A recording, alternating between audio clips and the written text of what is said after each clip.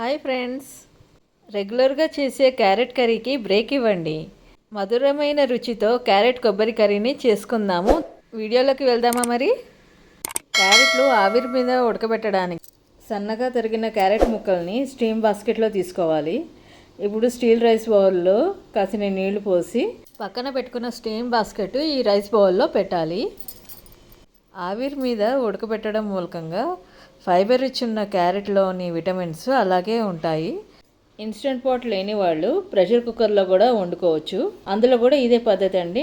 ఇప్పుడు మనం ఇన్స్టెంట్ పాట్లో వండుతున్నాం కాబట్టి దీనికి విజిల్స్తో సంబంధం లేదు, టైమర్తో సంబంధం ఉంటుంది. ఇన్స్టెంట్ పాట్లో స్టీల్ బౌల్ పెట్టిన తర్వాత మూత పెట్టి క్లోజ్ చేయండి. ఇక్కడ మనకి విజిల్ డైరెక్షన్ చాలా ఇంపార్టెంట్. వీడియోలో చూపించిన విధంగా విజిల్ డైరెక్షన్ పెట్టి మూత క్లోజ్ చేయండి. ఇప్పుడు స్టీమ్ బటన్ ప్రెస్ చేసి టైమర్ కూడా సెట్ చేయాలి. టైమర్ ఇక్కడ నేను 15 నిమిషాలకి సెట్ చేశాను. తర్వాత స్టార్ట్ బటన్ ప్రెస్ చేయండి. గిన్నెలో పోసిన నీళ్లు వేడెక్కి టైమర్ స్టార్ట్ అవ్వడానికి కొంచెం సమయం తీసుకుంటుంది, గమనించగలరు. ఇప్పుడు మన టైమర్ స్టార్ట్ అయింది.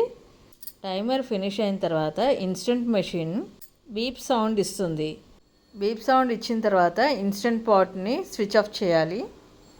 చూడండి, మనం పైన వీడియోలో టైమర్ 0కి చూపించింది. ఇప్పుడు అది వామ్ మోడ్కి వెళ్తోంది. ఇప్పుడు స్విచ్ ఆఫ్ చేసి విజిల్ డైరెక్షన్ తిప్పి స్టీమ్ రిలీజ్ చేయండి. స్టీమ్ రిలీజ్ చేసిన తర్వాత అందులోని స్టీమ్ బాస్కెట్ బయటకి తీసి రూమ్ టెంపరేచర్కి పెట్టండి. ఈ లోపల మనం డ్రై కోకోనట్ పౌడర్ని లైట్గా ఫ్రై చేసుకుందాము.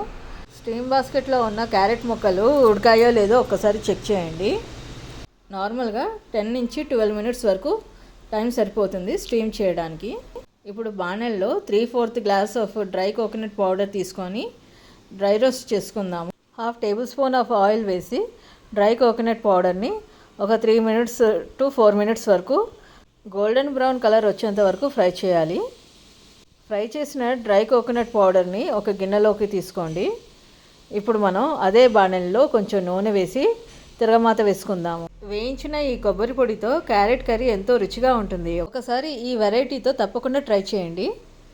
నూనె కాగిన తర్వాత మనం అందులో ఆవాలు, జీలకర్ర, మినపప్పు, శనగపప్పు, ఎండుమిరపకాయలు, 2 కానీ 3 కానీ పచ్చిమిరపకాయలు కూడా తరిగి వేయండి. వేసి ఒకసారి దోరగా వేయించండి 3 నిమిషాల పాటు. మినపప్పు కలర్ మారిన తర్వాత కరివేపాకు కూడా వేయండి. మరొకసారి 2 మినిట్స్ వరకు ఫ్రై చేయండి. ఇక్కడ ఒక మాట అండి, క్యారెట్ అంటే అందరికీ తెలిసిందే, అది విటమిన్ ఏ ఉంటుంది, కళ్ళకి మంచిది అని. అలాగే డ్రై కోకోనట్ పౌడర్ వాడటం మూలకంగా కూడా మనకి హెల్త్ బెనిఫిట్స్ ఉన్నాయండి. అందులో ఫైబర్ కంటెంట్ ఉండడంతో పాటు మనకి విటమిన్ ఈ కూడా ఉంటుంది, అది స్కిన్కి కూడా హెల్ప్ చేస్తుంది. ఇప్పుడు తిరగమాతలో స్టీమ్ చేసుకున్న క్యారెట్ ముక్కలను వేసి దోరగా వేయించాలి ఒక 3 మినిట్స్ పాటు. ఇందులో ఒక 1/2 టేబుల్ స్పూన్ పసుపు, 1 టేబుల్ స్పూన్ సాల్ట్, మనం డ్రై రోస్ట్ చేసుకున్న కోకోనట్ పౌడర్ కూడా వేసి బాగా కలపాలి. ఇది ఒక 3 to 4 మినిట్స్ వరకు బాగా కలిపాక 1 టేబుల్ స్పూన్ ఆఫ్ కారం కూడా కలపాలి. బాగా కలిపిన తర్వాత మనం కొత్తిమీర వేసి గార్నిష్ చేయాలి. 2 మినిట్స్ అయ్యాక స్టవ్ బంద్ చేసి కర్రీని సర్వింగ్ బౌల్లో తీసుకోండి. ఇప్పుడు ఎంతో రుచికరమైన ఆరోగ్యకరమైన క్యారెట్ కోకోనట్ కర్రీని హాట్ రైస్తో నెయ్యి వేసి ముద్దపప్పుతో సర్వ్ చేయండి. ఇది రోటీస్కి కూడా బాగుంటుందండి.